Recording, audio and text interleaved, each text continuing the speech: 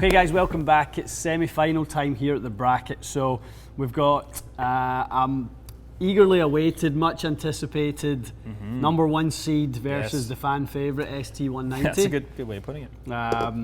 You know, one head that's clearly kind of built around speed, one that has certainly proven that in the right hands it has all the speed, high launch, low spin, sort of capabilities that you could ever want from a driver. It's very unique, the Mizuno series. You think so? There's sometimes when you're maybe just can't quite unlock the kind of the secret to getting the numbers out for someone. At the point of when you're struggling that, I can always go to this now. Is that right? Yeah, yeah. The amount of times I've done that, and it's just been the wow factor. That's great. It's been a really interesting year for drivers. There isn't a standout every time. Do you think that's a factor of them all being really good, or is that like because everyone's kind of reaching quite that close? sort of... Yeah, they're all really good, but they are all very different. So they become more of a tool than one that's way better than someone else. Exactly. You know, there's very seldom a fit that you can pull them all out and they've all got a chance. You know, there's certain scenarios. So this is going to be a good one. You know, number one seed, I think. You know, rightfully so. It's still the driver head we move the most in the shop. Yeah. No doubt about it. I look left and right at bay 1 and 3, and the guys are hitting that a lot. So it's very fast, very adjustable. So all right. Why don't we kick off with that, Matty boy? Okay. Haven't hit it with the Fuji Pro yet, so that should be a nice improvement, I would think. Yep. This one, Matty, was a bit like the M5 though when we tested it. You know, the first time round in the bracket. That although it was number one seed and it's a great performer, I didn't know if it would be a great performer for you. Yeah, I had low expectations. Yeah, just because, but the nature of it being a bit of a low spin head. Yeah.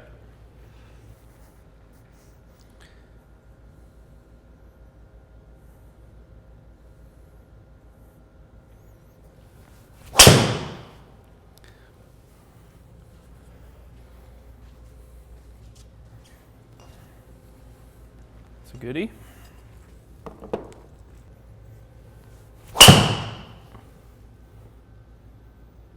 Hello. Love it. I think the sound is growing on me. Is it? Slightly. That's good. It's a pretty one, that one. Okay, let's switch them over.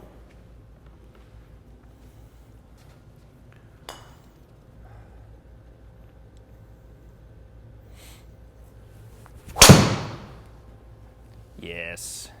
Nice, good swing there. This driver is whisper quiet. It's remarkably quiet. It really it's like hitting it with a pillow. Nice. Turn it over a shade, but liked it. Like it.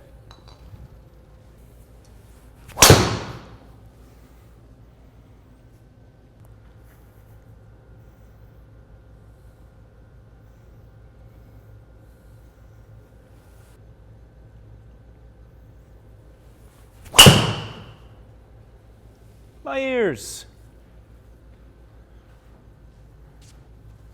I feel like Flash has had its pre-workout this morning. Oh, is it looking fast?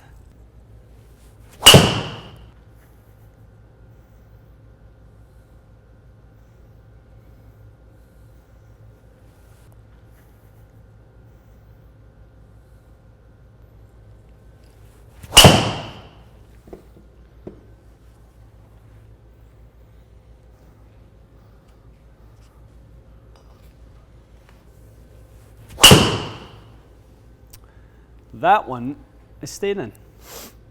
Aye.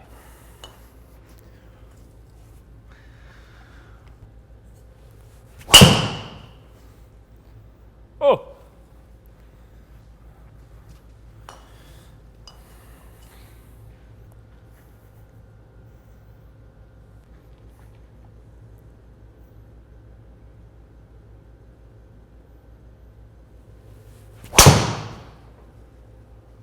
So it's such a good sounding driver. That really one was is. mashed. Yeah, it sounds really good.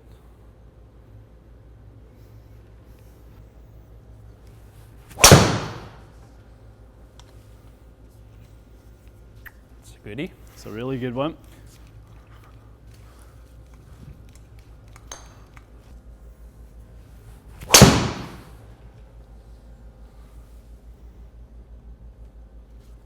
It's really good too. Bit of a fade there.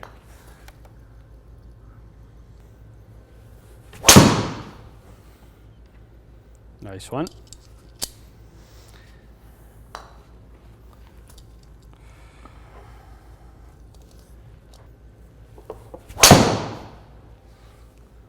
Those last two sounded really well hit. Yeah.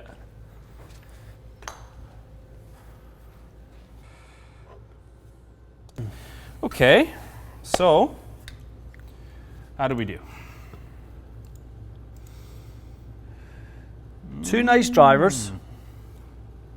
I can't remember what it was. One of the ones last week where we went two nice drivers, but we have a clear winner. Yeah. Two nice drivers. Close, but we went close but clear with our last semi, I think. We've got some extra speed coming out of Flash.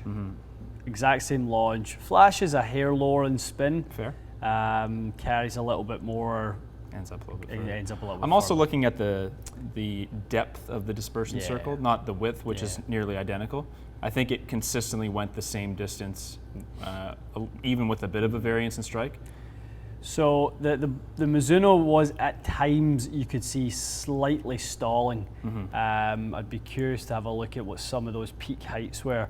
Yeah, at times a 128, a 139, a 131, a 129.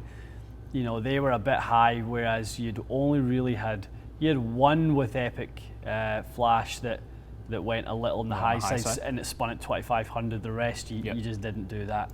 Yeah. So that's really what that is. It kept the spin. I think it managed the spin better, probably a little bit better when it was a little low on the face. Yep. And I think it felt a little bit better on the toe side, which again is not exactly a shock because it's got the toe weight. The one thing, you know, it just kind of popped into my mind there, why this has kind of played out this way, and obviously when we talk about some drivers that have no adjustability in terms of movable weights, we have some that have, you know, it has sort of lateral adjustability and front back adjustability. This is a $700 driver here in Canada. That's true. Right? This is a $500 driver here in Canada. So that's a lot of money. If we were doing the ultimate test from a consumer sort of value standpoint, you're probably going, you know what, for the exact same dispersion, I'm going to give this to the Mizuno. Because I could probably spend that money on most of the shaft upgrade would be covered by that. Yeah, most of it, yeah. So, but we're talking about performance, and we're talking. This is the ultimate driver bracket, so clearly the Callaway is going to advance. It's a little bit faster for sure. But no doubt. guys, like if you're in the same ballpark, and $200 means a lot to a lot of people. You know, in terms of So in terms of, you know, maybe you can allocate those funds for something, you know, else in the bag or something else you could do. You know, that's a worthwhile thing to consider with those two products. Club head speeds, just so you know, were exactly the same. 121 average with both. So we were extremely fair on the efficiency. It wasn't by much. It's like a 0.1 efficiency rating, but it does equal a couple miles an hour over the course of it. So it did. Very close. Did. It was a good test, wasn't it? It was a really, really good one. Yeah. So this is a little bit more, the dynamic lies with this were slightly more toe up, which is interesting.